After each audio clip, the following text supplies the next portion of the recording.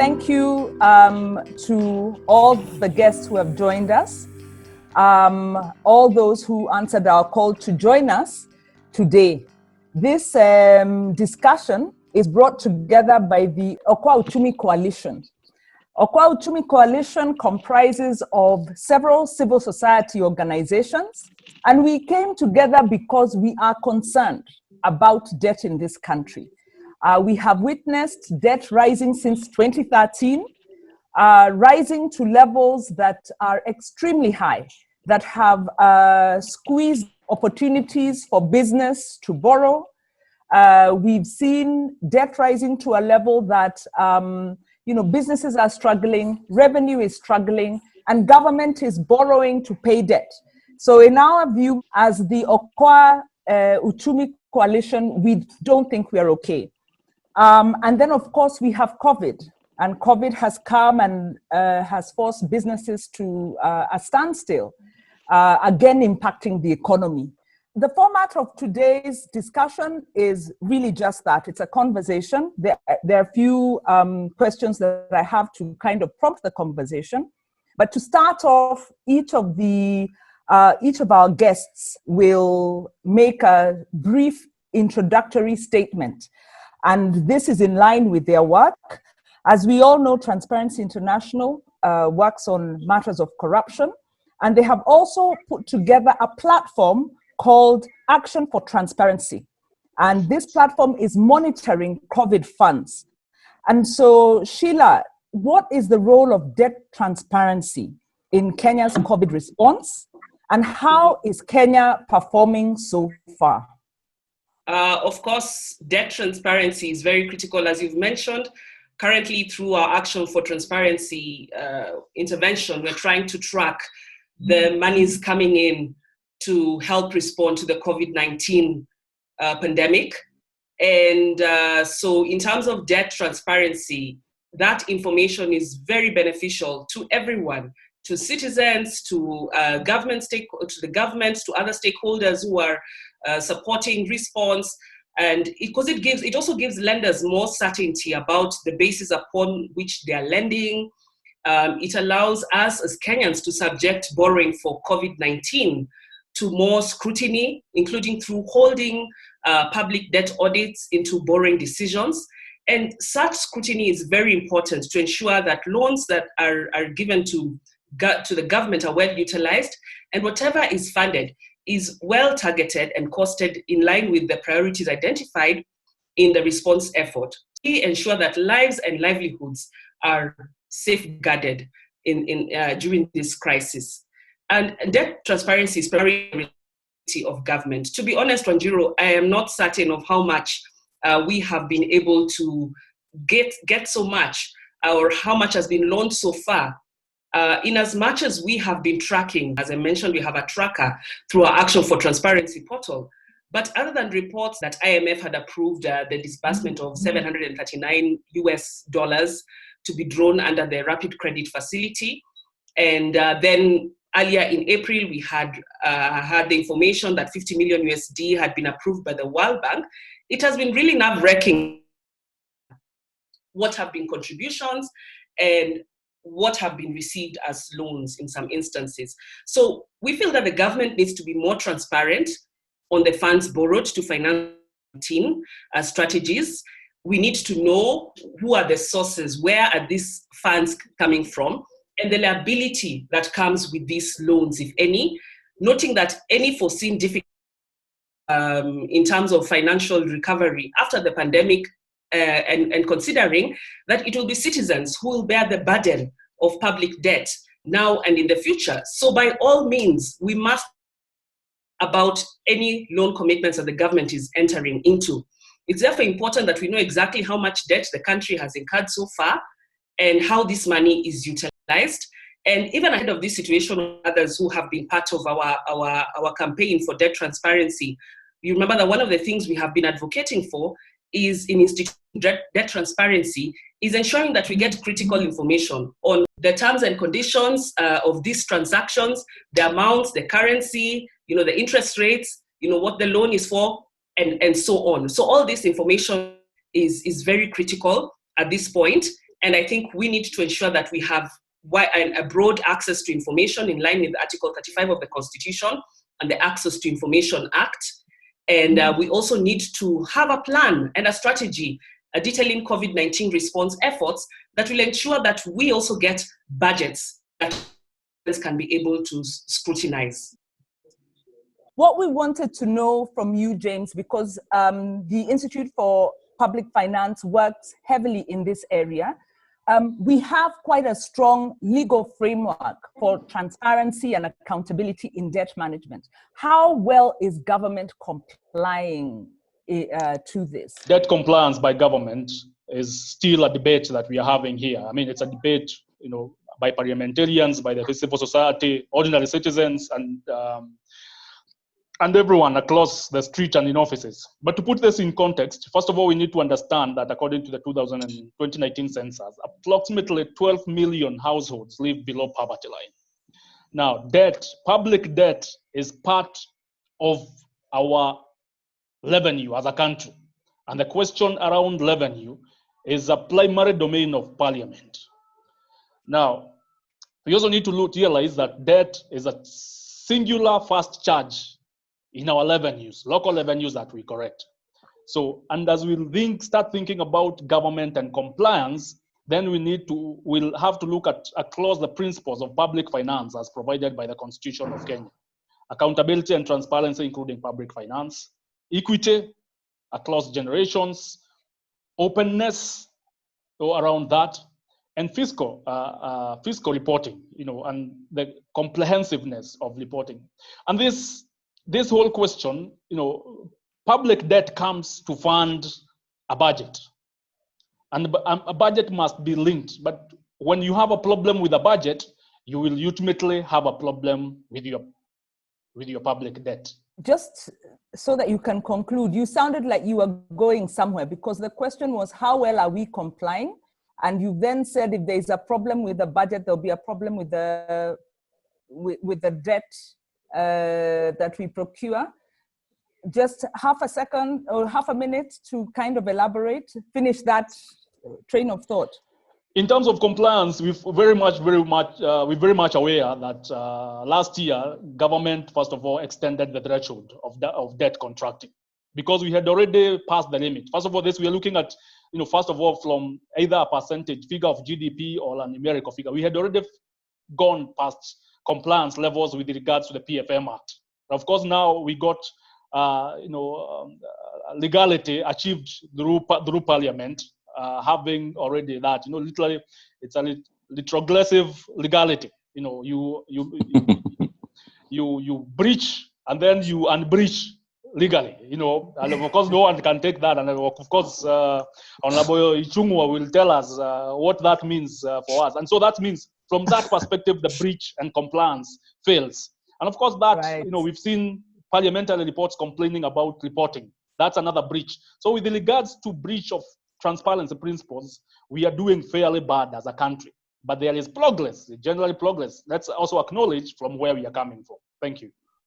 So there's some progress, but there are many breaches. And it's fitting that we come to you, Honorable Ichung'wa, because it rests on Parliament, the issue of oversight.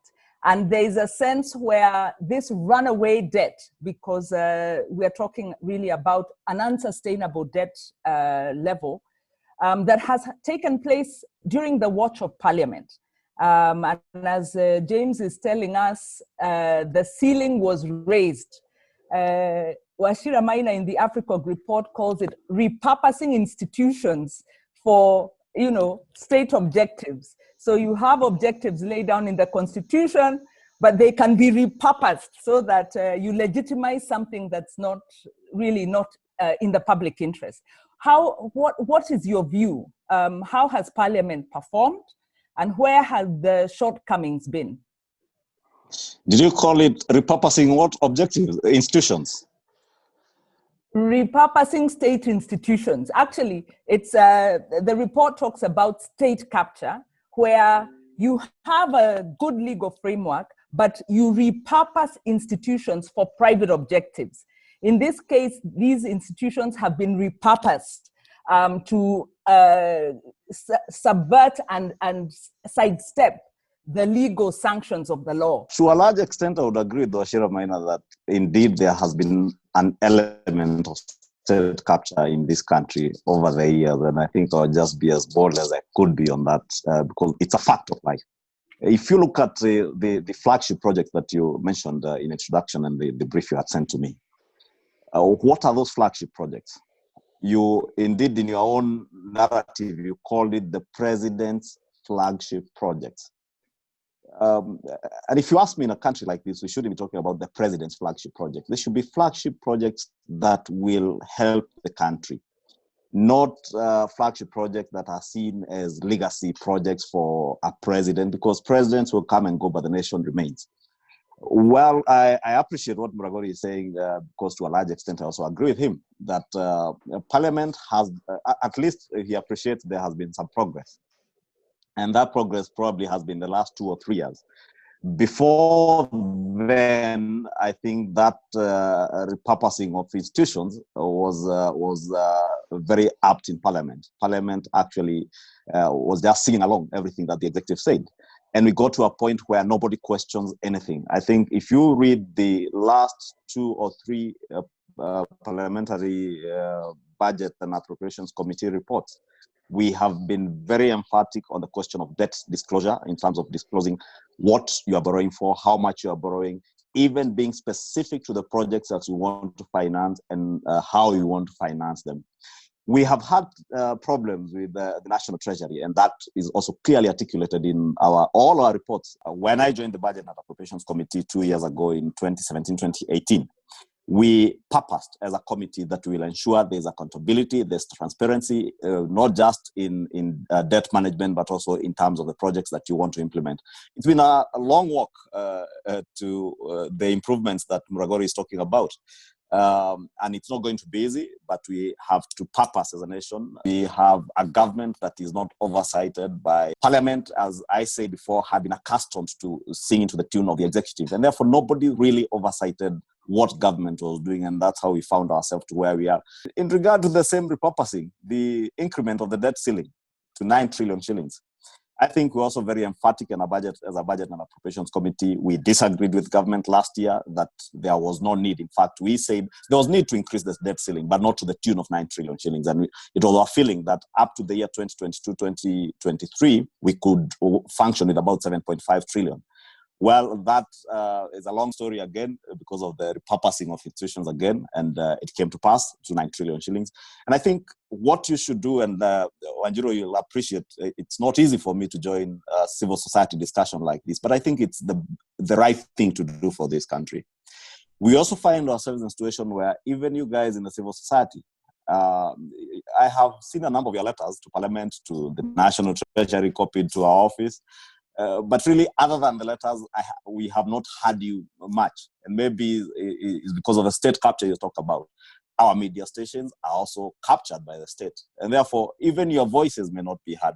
Therefore, you might have to be a little bit more innovative to be heard and to provide more meaningful oversight than those state institutions that probably could be under state capture. In fact, Honorable Ishongwa, you're laying the setting for us, because that is what, when we came together with the Okoa Uchumi Coalition, we were responding to this issue of state capture, the issue of lack of oversight. And we could discuss debt, but let's narrow it down now to the COVID context. Government has been forced to borrow, and are you satisfied? And I'll throw this first to James. Are you satisfied that government is clear on where that money is going, the conditions of the borrowing, and who is going to be assisted by that money? At this particular point, in times of COVID, debt contracting doesn't have, to be the question that we are having. First of all, we need to ask, are there resources available in-house as a country? Because debt contracting also, it's an opportunity cost here that, you borrow, you spend, and then the money has to be paid. So what will give? However, at this particular point, we, by the opaqueness of our institutions of public finance means that we are not able to tell exactly what we are contracting for. What we have now at this particular point, until it was verified by IMF, for example, it was a rumor that we are seeking resources. We could hear, here and there that the government is seeking IMF. We've been hearing about the IMF standby credit, the World Bank. There's also rumor that the World Bank is going to give us some bit of more money, but it's still a rumor. When it comes to COVID-19, the question around transparency has really, been shrouded with a lot of mystery. There's a lot of opaqueness around this, and opaqueness in public finance denies a country the opportunity to build trust between citizen and government, because ultimately the loans that we contract will have to be paid by citizens. And that asks the question between, around equity between the current and future generation. And Sheila had mentioned this in her opening remarks. So there is still a lot of suspicion around the money that we contracting, if we're contracting a debt. And why are we contracting a debt for COVID-19? That's a question we need to ask ourselves. What are we financing? So we get the IMF standby credit facility coming now. Is it to support our forex exchange reserve? Is it to support the health system? Or is it a lifeline fund for the economy post-COVID? While we're very clear that we know we are only a month away, 2 months away to the end of the financial year. So lack of that clarity then leaves everyone asking where. And of course, we know the primary responsibility of contracting debt and making decisions on revenue is a parliamentary decision. This one we cannot wish away from our parliament. It is their responsibility, right at their door. If it stinks right outside parliament. And because that's the oversight authority, James cannot walk to Treasury and demand, but Honorable Ichung'wah can ask CS, can you give us information on this? But right now, where we are, the opaqueness is still at a very high level. Right, you said that. And Sheila also mentioned the same frustration in trying to get details about these funds. And the question you're asking, and I think on many Kenyans' minds, is what is the money being borrowed going towards? And perhaps, Mheshimiwa, are you able, from your point of view as Parliament, are you clear what the money will be used for? We have an engagement this coming Thursday, the day after tomorrow, with the National Treasury, basically to have a discussion around that debt issue, especially the 75 billion shilling that just came in, or 75 or 79 billion thereabout. We had sought information on the initial amount of 5 billion shillings, which was actually 6 billion shillings, not even 5 billion shillings. And that they did indicate that they have already received that money from the World Bank. I don't recall whether this was supposed to be a grant, because someone mentioned whether, I think it's Sheila who said we need to be able to know what is coming in as debt, what is coming in as grants or support towards COVID. And I think the 5 billion might have been a grant or just very concessional support towards the fight against COVID. However, the 79, to the best of my understanding, is coming in as budgetary support because of the shortfall in revenues occasioned by the impact of COVID-19 to the economy. So far, in terms of ordinary revenue, we had a shortfall of almost 123 billion shillings. The tax measures announced by His Excellency the President in terms of trying to mitigate the suffering of the people in terms of pay-as-you-earn VAT also are occasioning another very huge shortfall in our revenues to the tune of almost about 127 billion in this last quarter of this financial year. Next year, probably to even be worse than that. Therefore, there was need to come in to try and get in support. And I think that's what IMF is now bringing the 75 billion shillings for, to cushion you against what you are losing in terms of revenue. And I think that is where the challenge will be, because inevitably we have been in a regime where we've been talking about fiscal consolidation. But I think you all know it's been more of talk than real fiscal consolidation. And if we are not able to achieve that real fiscal consolidation, and it might be more difficult now with COVID-19, because there will be expenditure pressures. Like in healthcare, there are pressures to spend more. There's pressure to spend more in the form of Kenyans asking for food and stipends, some even asking government to pay rent for them. Therefore, in view of the pressure that will be there for expenditure, the fiscal consolidation may not again be a reality as such. And therefore, it will further strain our debt position, and we might still have to go out and borrow. And I had seen a question in your write-up asking, what are the options? And I think I have maintained all along since the beginning of COVID in mid-March that one of the very quick options we have is to renegotiate our debt. You are all aware that this year, for instance, this year, 2019-2020, almost 700 billion shillings is going towards debt repayment, both capital redemption and interest payments. About 162 billion shillings towards interest alone on foreign debt. Therefore, if you're able to renegotiate this debt, even the interest element of it, the next financial year projects about 173 billion. If you're able to even suspend the repayment of that interest, that 173 billion, since it's revenue that you're getting from this country and expatriating it to foreign countries to repay debt, then you'd be able to use that money that you have raised locally and be able to spend it on whatever other expenditures you need here. Therefore, one of the options that the government has is to renegotiate debt, be it capital redemption of interest. They have no choice but to go out and aggressively try and renegotiate. You mentioned the issue of expectations of Kenyans. Of course, the government president announced some tax relief measures, and a month later, through the finance bill, those measures will be undone. And in our mind, first of all, what has the government? What commitment is there? Is the government throwing Kenyans under the bus on COVID? Because it sounds like they are telling Kenyans, "Gisort." Are we really going to get support for those people who have been rendered jobless? Are we going to expect support for those households that don't have food? Is there that level of support? The Parliamentary Budget Office actually has raised some concern because they say that the 2021 proposed, estimates, the government is committing 2.1 billion to the fight against COVID. So it's 2.6. Is it 2.6? Okay. 2.6 only. So it's as though government is saying COVID has happened, Kenyans gisort, as we'll move on with business as usual. So even before we talk about renegotiation, which has to happen, the COVID response, is it really there? Or is government listening more to IMF? Or are they more interested in the infrastructure projects? I think, Wanjiru, you have to, and we all have to appreciate that COVID is something new. Nobody expected COVID.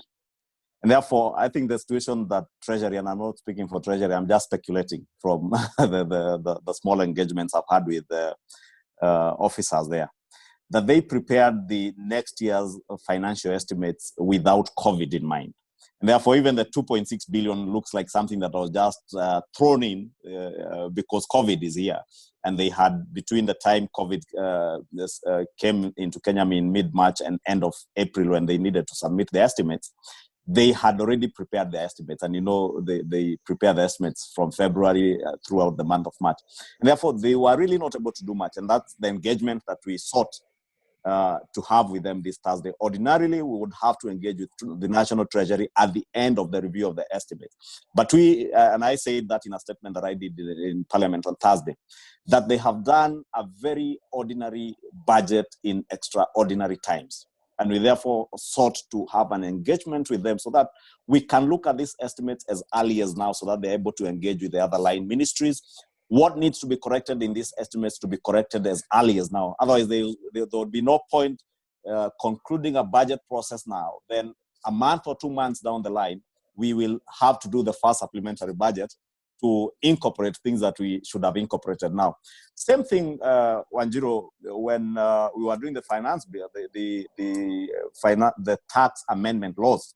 last month, about 3 or 4 weeks ago, I stated it in Parliament that I would support the tax measures announced by His Excellency the President, but with caution. That what you are doing by, for instance, reducing VAT from 16 to 14% would be counterproductive to the economy. We were going to lose close to 50 billion shillings in 1 quarter. And I said then, for me, I would rather you raise the revenue of 50 billion shillings and use it to give stipends of 5,000 shillings probably to 10 million Kenyans who are vulnerable. Therefore, you do not see anything in this estimates that is going to add support of the vulnerable. We are doing a lot of PR with COVID. We are telling Kenyans that, yes, we are supporting the vulnerable in our communities, but who are these vulnerable? What we are calling vulnerable are the elderly, those above 65 years of age who are getting the social protection funds.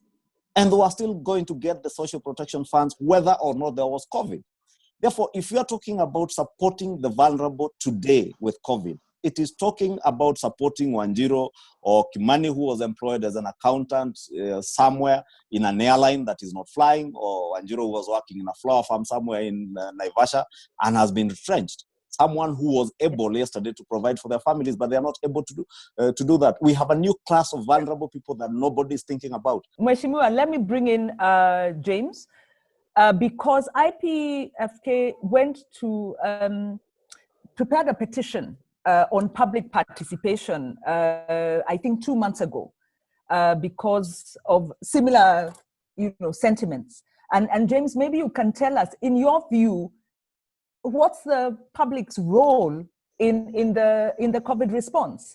And you've been making submissions to Parliament, we can say perennially, and very well thought out contributions. And are these being taken up in any way, shape, or form in terms of influencing the COVID response to government? Public participation, it's got to a point also where we feel, from a think tank perspective, because the Institute of Public Finance is a think tank and we generate evidence around public finance management. And this evidence is what we use to inform the public finance management environment, under which we believe that there's still a long way to go. So to a greater extent, public participation has become very tokenistic. There is the box to be ticked by law, and it needs to be ticked. But within that particular component, once it's ticked, first of all, you'll find National Treasury won't give you proper feedback. But I've said for over the last 1-2 years, there has been some improvement, but then it's very selective improvement. At what point do we want this information given back to citizens as feedback? We will know. And for example, let me first of all pick, in this time of COVID, for example, when you think about access to information, we've just released the Open Budget Survey, for example, last month, on Kenya's transparency with regards to budget, access to comprehensiveness of information in the budget process. Kenya has improved from 46 to 50 score out of 100. We're ranking 5th in Africa and 49th globally. But there's still a lot because Treasury does not make the information that citizens need publicly available. You have to keep pushing, and even Parliament is struggling. And one of the recommendations, for example, in the budget policy statement for this financial year 2020-21 by the Budget and Appropriations Committee, which Ishungwa chairs, is it's the frustration when they request for information on projects being funded by donors, by loans, for example. It's in the report. So when we think about COVID and people are asking for this information, then we know, and especially because it's an emergency, and because our constitution and the contingency fund and the emergency laws give a lot of leeway to the executive wing of government to do much more, and then come and ask for permission from citizens, then you find the struggle that citizens will have. But I still believe there is hope, and I'm very happy with what is happening in Parliament, because the scales in eyes are falling. And now Parliament is calling out and saying, let whatever be done. And I think that's what we've been missing, that somebody, the oversight role of parliament, as a citizen who does oversight for government institutions and generates evidence of where government is failing, we are happy when we hear parliament calling out the executive. We are very happy when we see Transparency International release a report and saying government is failing on these particular points with regards to corruption. We are not making progress.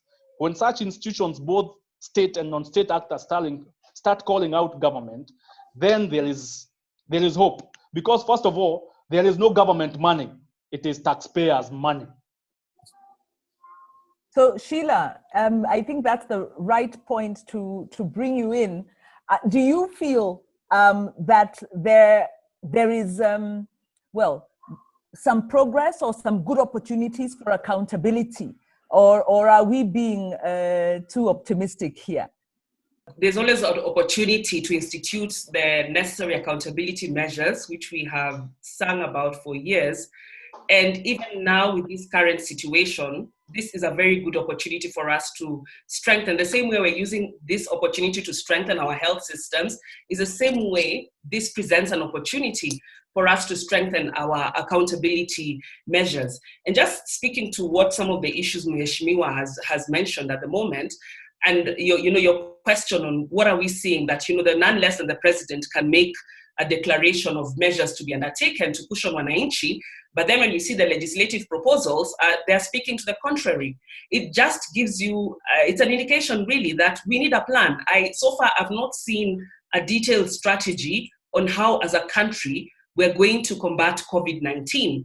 We've had various measures that have been announced, almost every other day or every week, either by the president or by the CS for health and other officials involved. But I've not seen a combined, strategy document saying this is our plan. And that's the reason why you would see that measures are announced today by the president, but when we see the proposals the next week, we are not seeing them speak to what have been proposed. So I think that we need to have a strategy, and that strategy will also inform the kind of resources that we need, and also inform us as we look for these resources. How much do we need to raise? How much do we need to borrow? We could be borrowing and we actually don't need to borrow. But that we need to see the strategy and the interventions that the government has mapped out. What are the key areas of need? What are the populations that actually really require assistance at this point? And what kind of assistance or measures should be taken to support Kenyans in need? So until we see a detailed strategy, then we fear that we will not have the requisite accountability. So we need to see a strategy articulating the response actions, both at the county and national level, and budgets in line with the response actions mapped, the sources of funding, revenue raising measures and strategies, and so that we can be able to institute accountability measures. And I think we also still have an opportunity to ensure that we have adequate access to information, as I mentioned, in line with Article 35 of the Constitution and the Access to Information Law. And one of the things that we have been calling for is a public information portal. And now as we talk about the question of debt, borrowing to help us respond to COVID-19, one of the key critical information that we would need on that portal which should be accessible to all members of the public is, for instance, information on money that we're borrowing through loans, money that is coming in to support COVID-19 through loans, or whether it's funds raised, and indicating those requisite details that we need when in regard to debt.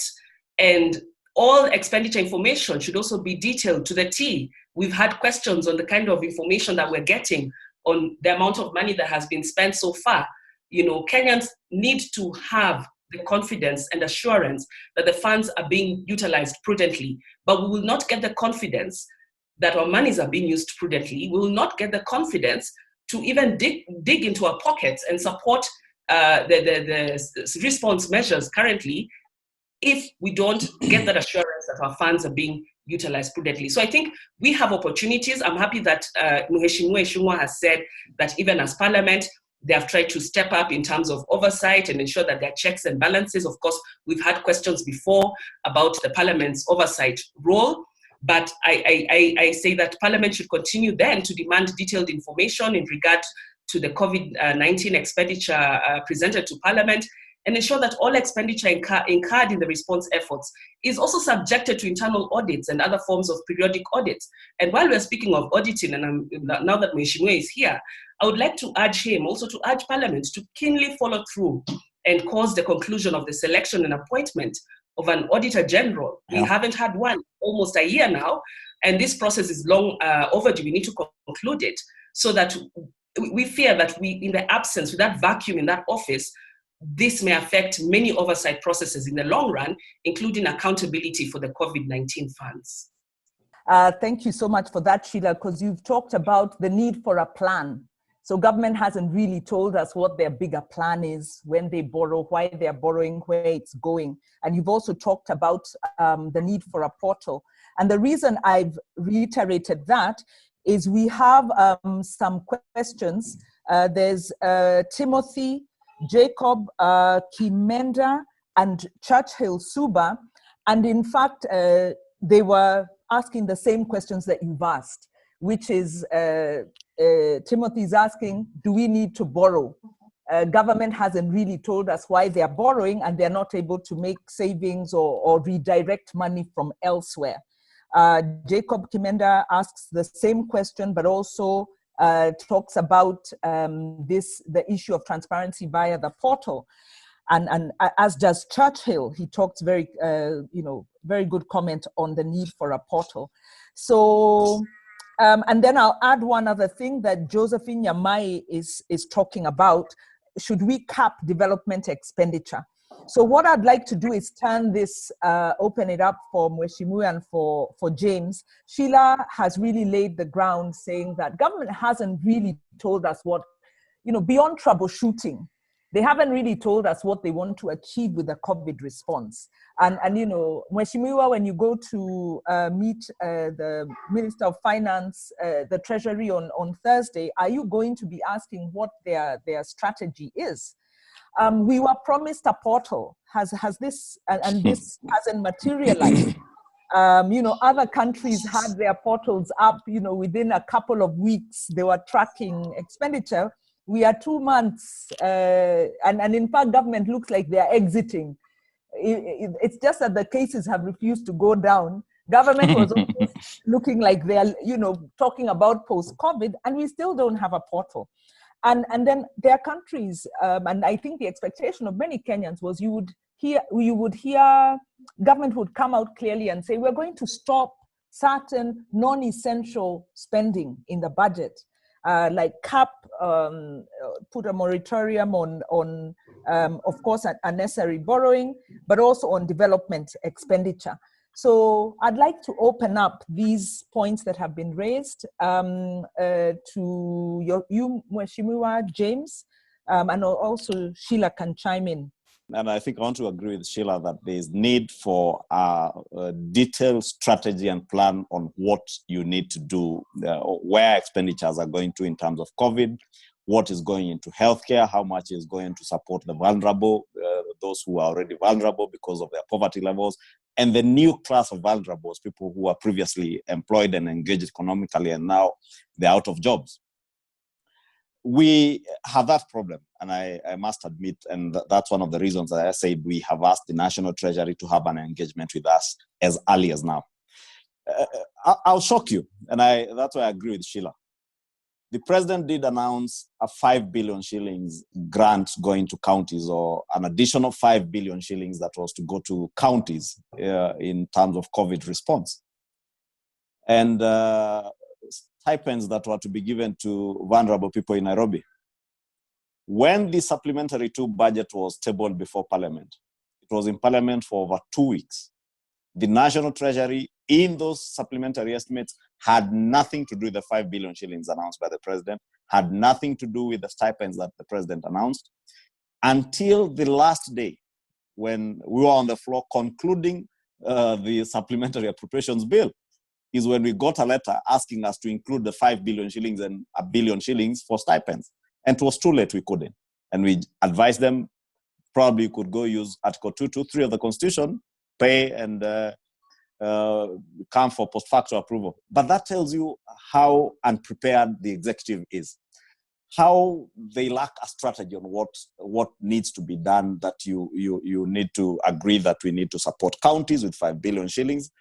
But remember, you're also saying that you want to support counties with 5 billion shillings with one hand, and on the other hand, you are taking away, they have brought a proposed amendment to the Division of Revenue Bill, purporting to reduce the shareable revenue going to counties by 30 billion shillings. And I was asking them, why then don't you just recover the 5 billion from the 30 that you intend to reduce? And we have those challenges that even Article 219 of the Constitution doesn't allow, really, in our own interpretation, and I think in the reading of that article of the Constitution, even from the Parliamentary Budget Office, you cannot reduce what has been agreed on shareable revenue between the two levels of government. In terms of having a portal, I think that is a challenge that government needs to take up. We pride ourselves to be very up-to-date in terms of our tech skills in this country.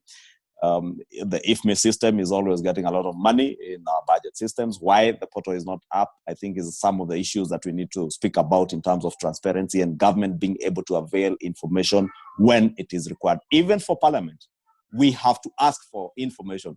Information will never be availed to you. Last case example.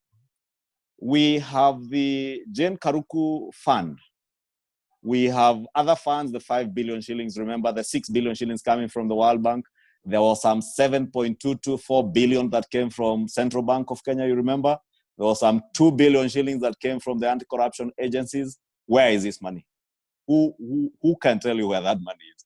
When we expected that when they brought the appropriations bill, this money would be in the appropriations bill, and it was in there. And when we asked why you have already received some certain amounts of money, and we can count the 2 billion, the 7 billion, the 5 billion from the World Bank, the only thing that they could account for was the 5 billion from the World Bank in terms of what they are planning to do with it. The rest, we were told, will be put, they're accumulating it in a fund, in the words of the Cabinet Secretary, that they were accumulating it in a fund where they would be able to expand later. And I think is what I want to, again, to agree with you, Anjiro, that without a plan, we are just waiting to see what happens next. And therefore, they say they're accumulating all this money into a fund. And if you look through the report that we tabled in Parliament 2 weeks ago when we did the supplementary appropriations bill, we were very emphatic that all funds that have been designated for COVID, for the fight against COVID, must be appropriated and oversighted by Parliament. Because these kind of funds that you create and accumulate funds on a side pocket somewhere without any accountability, nobody knows how much is going to those kitties, how it is being utilized. And we said, even the appropriation, legally, they must come through Parliament. We cannot have funds being set aside and we are being told information will come later. Therefore, we'll be emphatic from our end, and I think the rest of Kenyans need also to play their role in oversighting government. It's your money. You know, I want to, first of all, look, and the question of transparency here comes to play very, very much. But the first question we need to ask ourselves, is it possible for government to open up the loan contracts? Because even Parliament doesn't seem, I mean, and we understand, you know, they are gatekeepers. We could be, you know, asking these things, but even Parliament cannot access these things sometimes because of the vested interests. But with open contracting, government of Kenya is a signatory to international, you know, agreements and treaties, you know, and agreements where in terms of open contracting, you know, and part of open contracting, the question we're asking, for example, right now, as Mheshimiwa has said, we need to ask ourselves the money that, you know, the money that we are getting. First of all the money that checks into this country straight goes to the Consolidated Fund Services account. There are no shortcuts. And of course, that's where we had our problems, for example, with the Eurobond and the rest. Where did the money pass through that we cannot trace where this money is? And with the lack of a substantive auditor, like now we would have Parliament already said to the Office of the Auditor General, can you start auditing us? Can you give us progress reports on the COVID? Because COVID is going to be, it's not a short-term thing. We have to ask about funding COVID from a health perspective and an economic perspective. Yeah. And primarily we have to recognize that COVID is it's not an economic crisis, it's a health crisis. Because we have to deal with the economy once we are done with the health with the health crisis. So that's one question to ask about our loan contracts. And it is on record that, for example, the major contracts will be made publicly available, which we are still waiting years later to see these contracts. And it is very important because, like I said, there is no government money. It's just taxpayers' money. It's your money and I, as a citizen in Kenya, who requires this. And of course, I keep saying that we must also be very wary of international institutions like IMF, and I'm always happy to call them out. Because over many years, IMF has been thinking the way our debt is sustainable. But all of a sudden says, no, your debt is not sustainable. And based on, for example, Parliamentary Budget Office analysis, by 2020, this financial year, the money we will contract to fund 2020, we'll have got into a distress level as a country. We have passed all the thresholds of a sustainable debt system in a country. And we agree, we have very brilliant civil servants working in this economy. But then the politics around our debt contracting is what we need to look at and also ask ourselves. I'm also again looking at the amount of money that domestically is held by our banks. The reason why we are not going to progress is as part of state capture. It's also how much banks capture us as a country. The banks, banks hold, more than 50% of our domestic debt. Now they are giving us money, for COVID. You see them giving us money for COVID, but it's like gambling. In a gambling scenario, you have the owner of the gambler, take money from 1 million people and then they gives 1 million to one person, and everybody thinks they can win. Yeah, that is essentially what we have with our banks, and we need to ask ourselves a question around debt contracting, domestic debt contracting, how that is affecting our everyday life in terms of revenues as a country. Yeah, but James, so what are you proposing? There's a question coming in, is a debt moratorium feasible at this time? Is a cap on development feasible at this time? You're talking about the kind of the monetary rules that have and fiscal decisions government has made that has put a lot of money into the hands of banks. So what needs to happen? Let me first of all say that especially around this time, there's no much purchasing power. People are not purchasing, so there's shrunk demand. So first of all, things that Treasury needs, for example, to look like is open up the domestic borrowing to allow citizens who have money that they feel that they can put that money to the government system, they can lend that money to government. Government-lending instruments are still secure instruments. And that's so that we diversify our sources of domestic borrowing from just the mainstream institutions. The other thing is we need to have a disaggregated data, monthly data, with regards to our debt. We need gazette notice on debt disbursement to government institutions. Who are the beneficiaries of?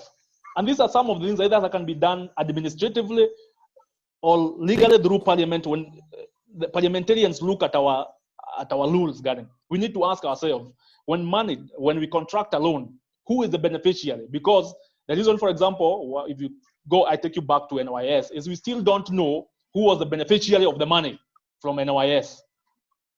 Because it comes and there is no. But you see, if you look at the government, the way government releases the exchequer statement every month via gazette notice, we want to see debt as instruments of, revenue instruments being, given that priority because we know how the impact it has as a country.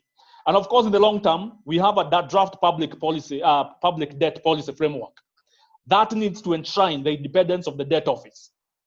We need to consider that as an independent debt office over the long term. And it's not very long term. It's because we already have the draft public policy. It's something that Parliament also needs now to start taking up and enshrining that in the law. Thank you. Thanks so much, James. Sheila, from you, what's the way forward? I think you've already told us about the Auditor General. Thank you for reminding us about that, and hopefully Mheshimiwa can also speak a little bit to that. But what needs to happen? In terms of what we can do, because Mheshimiwa has challenged us also as citizens to play oversight, but just a disclaimer that for Kenyans to be able to oversight, currently our hands are tied without full access to information on debt and other financial information at this point.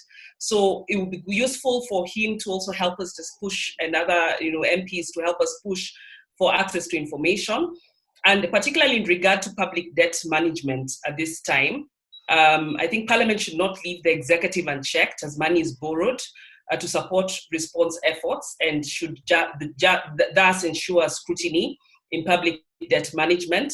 And if citizens have this kind of information, then together we can also help perform that critical oversight.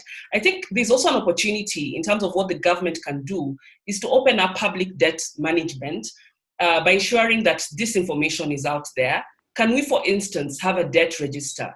We can start with information on what's coming in for COVID. I know we've been pushing for a debt register historically for a long time.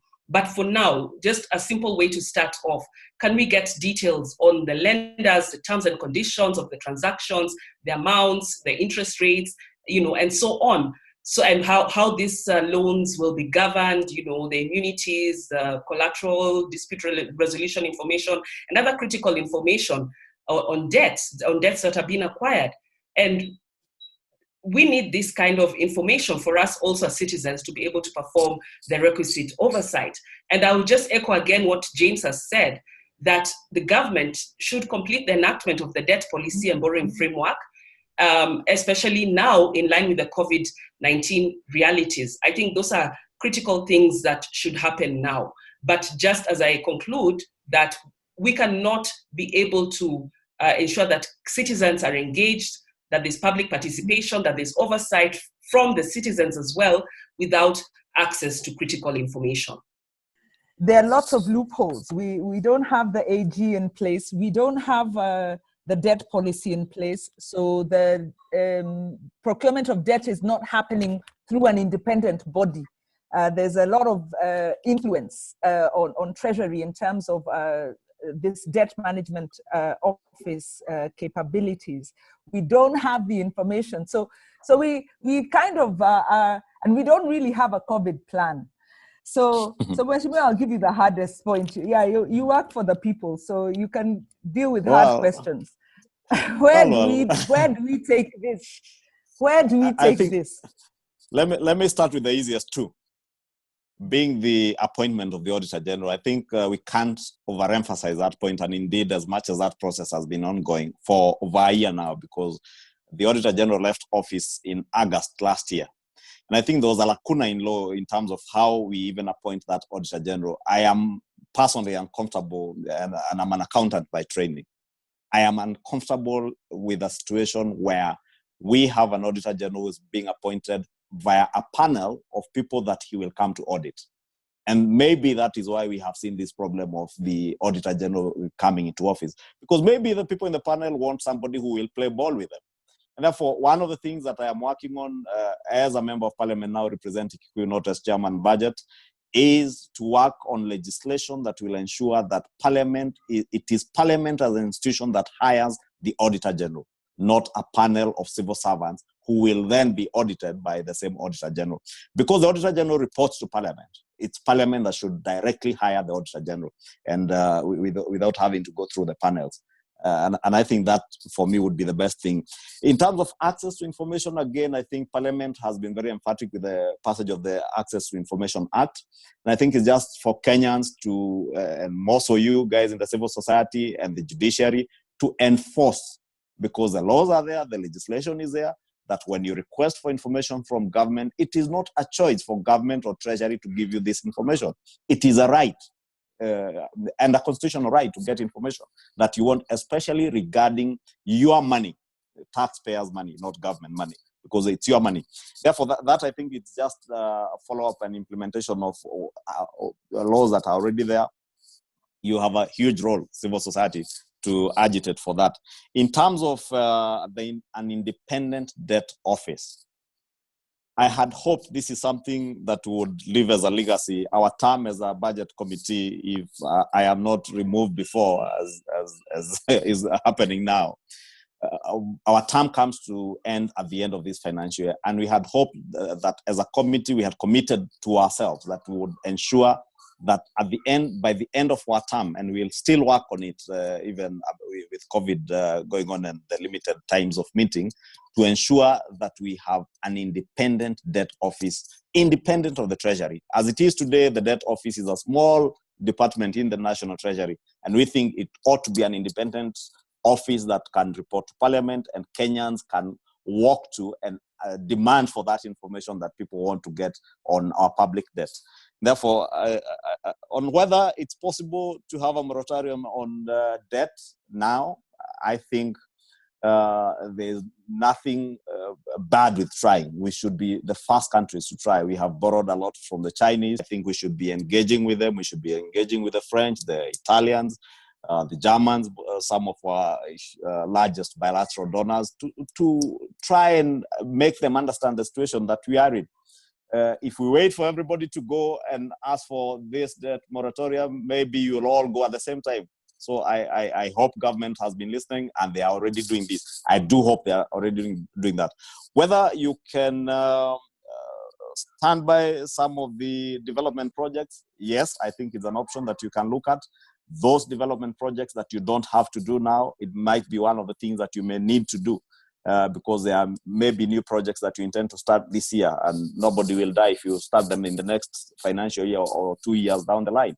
Therefore, the hard decisions that you have to make, and I think as by the time we come to the conclusion of where COVID will take us, I think the hard realities will hit us so hard that some of these things that we're talking about, whether to renegotiate debt, whether to stop some of our development expenditure, whether to do away with some of our recurrent expenditure, are not choices that we'll have to make. We will be forced to make them.